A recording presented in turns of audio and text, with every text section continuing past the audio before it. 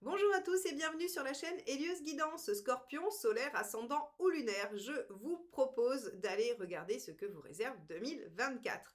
En ce qui concerne Hélios Guidance, la petite nouveauté de l'année, c'est la guidance audio de la roue astrologique pour l'année à venir ou le mois à venir, c'est au choix. Je vous laisse découvrir ça sur mon site héliosguidance.com avec toutes les autres possibilités de réponse à vos questions ainsi que toutes les possibilités de formation que je vous propose. En attendant, on va regarder tout de suite ce que vous réserve cette nouvelle année 2024, les scorpions. Allez, c'est parti avec une coupe qui va nous donner la tendance de l'année. Scorpion, année 2024. Hop.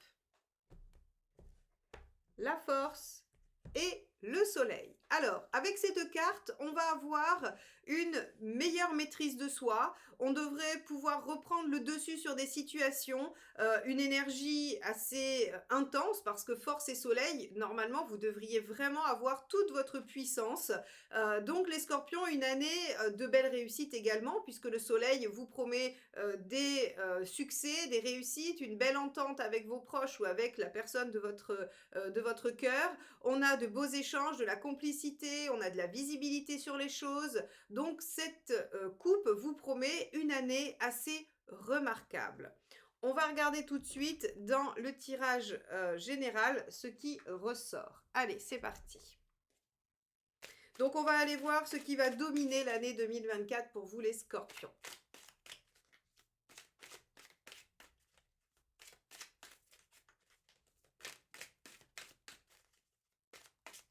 Alors, on a le hiérophante, une évolution assez intense visiblement, hein, parce que vous allez vraiment reprendre les choses en main. Alors c'est assez intéressant pour vous les scorpions parce que c'est un signe où de toute façon il faut prendre les choses en main, où vous devez avoir du pouvoir sur les choses, sur votre vie. Donc ici le hiérophante vous promet une belle évolution, il vous dit que ce qui marquera cette année c'est le fait de probablement gagner en savoir, en sagesse, en compétences. Vous devriez aussi avoir des ouvertures spirituelles un peu plus profondes, encore un peu plus grandes. Le hiérophante est quand même une très très belle carte de progrès. Bon, on va aller voir ce que vous devez laisser derrière vous en 2024.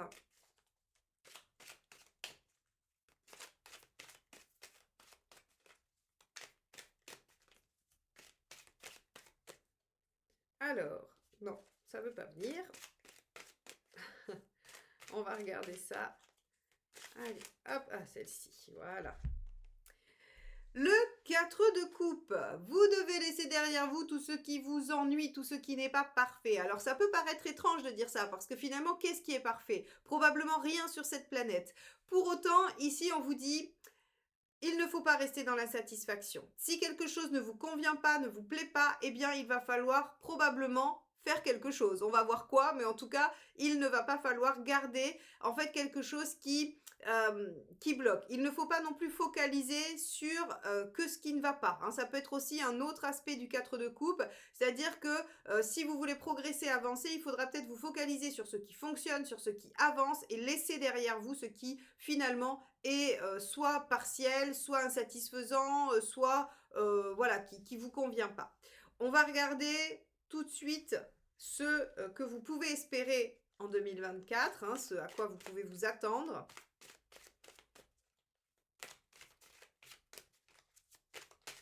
Hop là, c'est celle-ci. L'ermite. Alors, vous pouvez vous attendre à, encore une fois, ça va être une année, je pense, de réflexion et assez spirituelle, en tout cas, une année de progression, hein, parce que l'ermite, ce qui vous promet, c'est vraiment de pouvoir apprendre de votre expérience, apprendre alors de vos erreurs, mais de vos réussites aussi, hein. N'oubliez pas, on apprend aussi de ses réussites. Bernard Werber disait que la victoire était conservatrice et l'échec était novateur. Parce que finalement, on va toujours regarder, quand on gagne, on garde, et quand on échoue, on change quelque chose, on apporte une modification. Quoi qu'il en soit, l'ermite, il regarde ce qu'il a fait, il regarde ce qu'il a produit. Je pense que vous allez faire un bilan sur cette année 2024, un bilan qui vous permettra probablement hein, d'évoluer avec le hiérophante. Bon, on va regarder tout de suite ce qu'il faut, ce à quoi il faut faire attention, hein, ce dont il faut se méfier en 2024.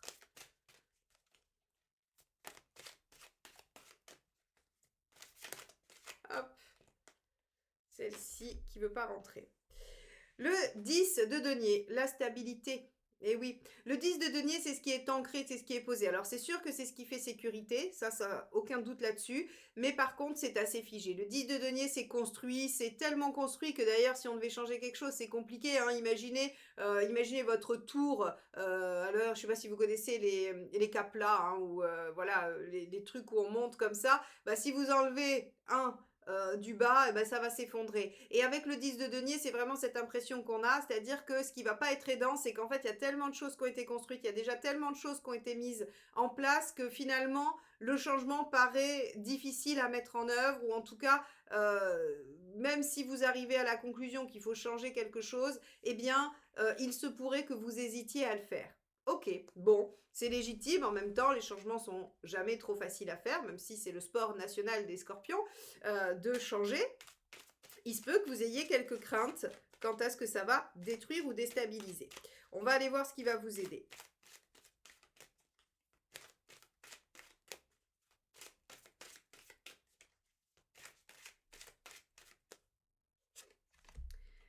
Le page de coupe. Alors, ce qui va vous aider, évidemment, c'est de vous centrer sur ce que vous avez envie de déployer.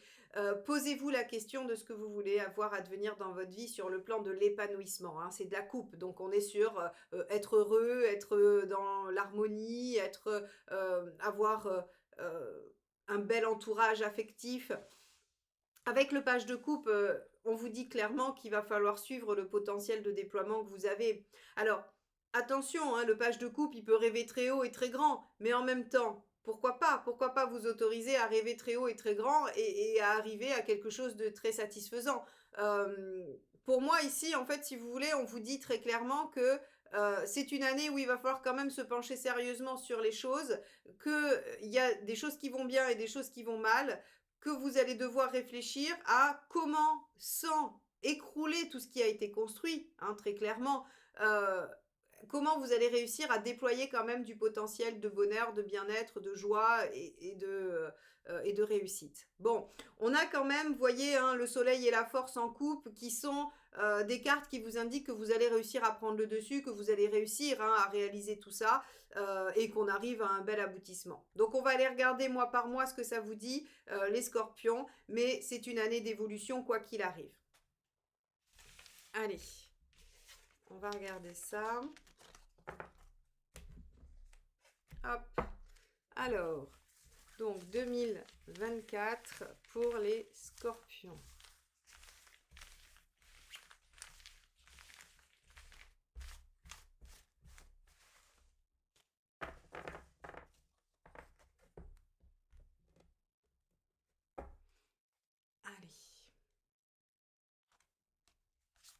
Janvier, février, mars, avril, mai, juin, juillet, août, septembre, octobre, novembre et décembre.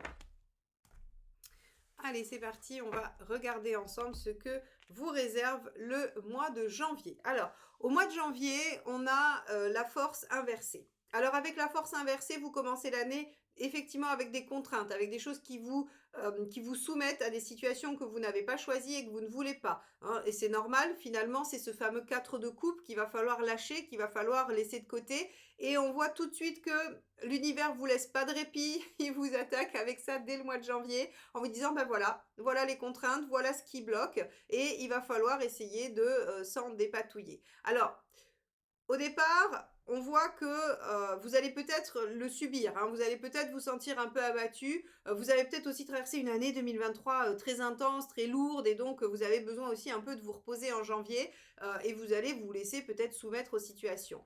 Mais dès le mois de février, déjà, vous reprenez les choses en main. Avec un ermite inversé, vous essayez de questionner, vous essayez de faire des choses, vous expérimentez. Hein, l'ermite inversé, il est sollicité, il sollicite, il reste pas du tout dans sa caverne.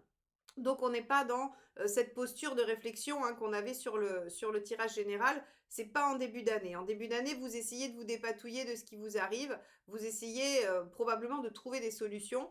Et vous le faites en vous confrontant à la réalité et aux autres. Alors, ce qui est intéressant, c'est qu'en mars, on vous donne des opportunités. Les choses devraient évoluer, avancer positivement. Vous devriez voir les choses qui étaient bloquées en janvier reprendre leur mouvement, reprendre leur course, ou alors de nouvelles opportunités pour ouvrir de nouvelles choses. Quoi qu'il en soit, la roue est une carte dynamique qui amène mouvement, dynamisme, réalisation aussi, hein, c'est-à-dire qu'on est en route, on va vers, hein, vers la réussite, vers les possibilités. Ok, mois d'avril. Le mois d'avril, on a le pape. Ça veut dire que là, on a de l'évolution. Hein. Rappelez-vous, on avait ce fameux hiérophante, c'était la dominante de l'année. Eh bien, dès le mois d'avril, il y a des choses qui évoluent, il y a des choses qui sont positives. Vous obtenez des validations, des autorisations, vous êtes soutenu, vous êtes encouragé. Avec le pape, vous gagnez en savoir, en sagesse. On est sur encore une belle évolution. Donc, vous voyez, la course qui a repris en mars est vraiment, j'allais dire, est continue et évolutive encore sur avril. Mais, mais là, on change les choses radicalement. On peut imaginer que l'opportunité que vous avez saisie et qui vous amène à évoluer, eh bien, vous dise que vous êtes obligé de faire des changements, évidemment. Donc avec l'arcane 13, eh bien, quelque chose s'arrête, quelque chose se termine, on change quelque chose, on transforme une situation, un comportement, une relation, peu importe, une activité. Vous êtes dans le changement sur le mois de mai. Et alors ce changement, bah, il va amener sur le mois de juin de la déstabilisation, forcément. Quand on a un arcane 13, on a forcément de la remise en question, de la déstabilisation de ce qui était établi. Alors c'est ce que vous craignez, hein, avec ce 10 de denier, vous vous rappelez, dans le tirage général, vous aviez peut-être peur que ce qui était établi soit bouleversé, modifié. Alors oui, ça va être remis en question, évidemment, tout changement, surtout avec l'arcane 13, c'est un changement radical, c'est-à-dire que vous ne faites pas les choses à moitié, mais en même temps, c'est scorpionesque. Hein.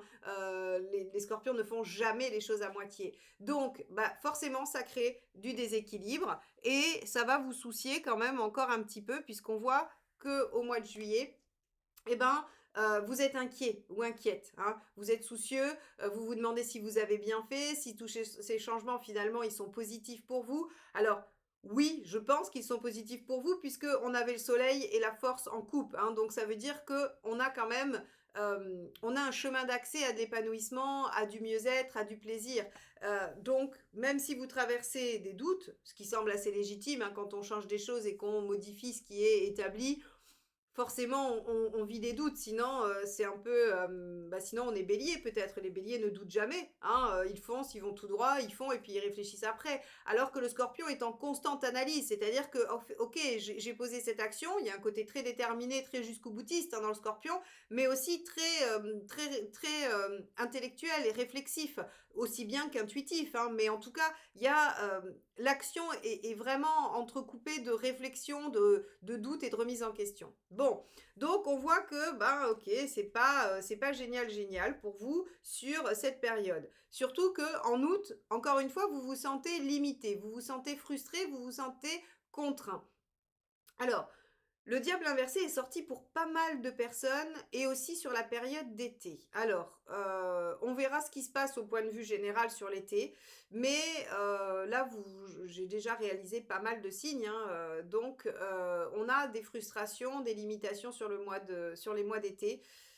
À voir. Peut-être que c'est quelque chose qui est pas dépendant de vous et de votre situation, qui est aussi inhérent à peut-être des situations globales, voilà, au niveau du pays ou mondial.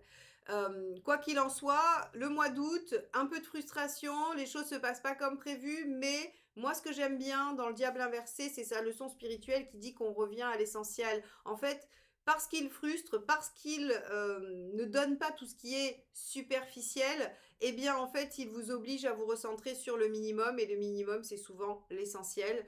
Et c'est une démarche spirituelle assez intéressante. Je ne dis pas que ça peut être intéressant à vivre tout le temps, mais en tout cas à expérimenter au moins momentanément, ça peut permettre effectivement aussi ce fameux hiérophant de cette élévation spirituelle. Donc, ok, les changements que vous faites au mois de mai, ben, ils ont des répercussions un peu difficiles à absorber pour vous sur juin, juillet, août. Mais regardez, en septembre, on a l'étoile inversée. Vous n'avez pas fait tout ça pour rien. L'étoile inversée est une carte positive. C'est une carte qui récompense vos efforts. C'est-à-dire que si vous faites ce qu'il faut, et c'est ce que vous êtes en train de faire, j'ai bien l'impression quand on regarde votre tirage, eh bien vous avez une récompense, et une récompense à la hauteur de vos attentes. Alors quand je dis récompense, c'est pas dans le sens récompenser puni, hein, d'accord? C'est vraiment qu'en fait, si vous voulez, euh, vous atteignez ce que vous souhaitez atteindre, vous obtenez la réussite de vos objectifs. Les rêves se réalisent avec l'étoile, hein, et quand elle est inversée, ils se réalisent parce que vous faites ce qu'il faut, parce que ça vous est pas tombé tout cuit dans le bec avec l'étoile inversée, hein, c'est vraiment quelque chose que vous méritez parce que vous avez mis des efforts. Et là, on voit que, bah oui, vous avez fait des changements en mai, ça n'a pas été simple pendant 3 mois, vous avez traversé une période où vous avez douté, vous avez remis en question, vous avez déstabilisé votre vie. Eh bien, en septembre, on vous dit, regardez ce que ça produit. Regardez le miracle que vous avez accompli. Alors, ce que ça nous donne en octobre, c'est des décisions, une réorganisation. Bah oui, là, on réorganise les choses, on va les restabiliser, les réancrer, puisqu'on avait mis le bazar, hein. À partir du mois de mai, on avait mis un peu le chantier dans l'histoire. Et là, en fait, si vous voulez, la justice, elle vient vous permettre de remettre de l'ordre, de réorganiser, de positionner les choses, d'être à l'équilibre. Et donc, il peut y avoir aussi des décisions qui sont prises suite à ce que vous allez récolter en septembre. Qu'est-ce qui se passe en novembre? Une petite renaissance, hein, un renouveau, ça vous dit? Voilà. Eh ben, écoutez, là encore, alors deux aspects toujours avec le jugement. Il y a ce côté renaissance, renouveau, où en fait on a vraiment cette sensation de ressusciter à soi-même. Il peut aussi y avoir, c'est la composante du jugement, une situation du passé qui se représente et qui demande à être évaluée. Alors là, ce sera libre à vous de dire, ok, cette situation, à la lumière de tout ce que j'ai changé et de tout ce qui est modifié dans ma vie, je décide de la reprendre et de la reprendre différemment. Ou bien, à la lumière de tout ce qui a changé dans ma vie, je décide de clôturer ça définitivement. Hein, c'est vraiment le sens propre du jugement. Donc ici, on va avoir le retour du passé qui va se présenter. À vous de voir, vous serez entièrement libre. Le jugement ne vous donne pas la solution, il vous demande de trouver en vous la réponse sur est-ce que je garde, est-ce que j'enterre définitivement. Quoi qu'il en soit, vous allez vivre cette décision comme une renaissance, comme un renouveau. Et ensuite, eh bien, le mois de décembre, il ne se passera pas grand-chose. Vous allez pouvoir intérioriser, vous centrer sur vous, suivre votre intuition.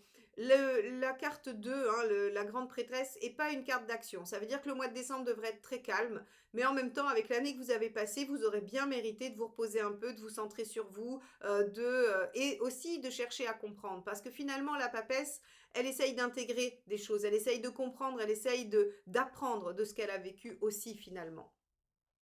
Donc, on a une année, les scorpions, qui devraient voir une belle renaissance, une belle réalisation. Je vous l'ai dit, hein, rien qu'avec la coupe, on savait que vous alliez reprendre le dessus pour aller vers le bien-être, la réussite, l'épanouissement. Donc, c'est ce qu'on voit. Il y a un petit passage compliqué hein, sur juin, juillet, août, effectivement.